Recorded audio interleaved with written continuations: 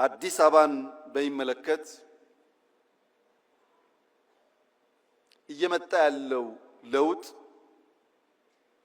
ምንም ጥርጣሬ አይግባችሁ በጥቂት ዓመታት ውስጥ በድፍን አፍሪካ ምሳሌ ተደርጎ ይወሰዳል። ምክንያቱም በራስ አቅም በራስ ገንዘብ ባጠረ ጊዜ ከመቆሸሽ ከጨለማ ልምምድ የወጣን ከተማ ለዜጎች ምቹ አድርጎ መስራት እንደሚቻል በተግባር ያሳየንበት አንዱ ስራ ስለሆነ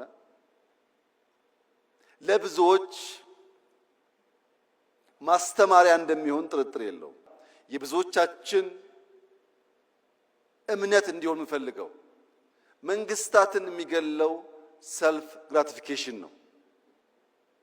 አዲስ አበባ ላይ 1% ለውጥ አመጣን ብለን እምንመጻደቅ ከሆነ አናድግም። እምናድገው በቁጭታችን ልክ ስንተጋ ነው። መልካም ጅማሮ ጀምረናል። ማንም ቢያምንም ባያምንም አስደናቂ ጅማሮ ጀምረናል። ግን ጅማሮ ነው። ጅማሮ ምን ይፈልጋል?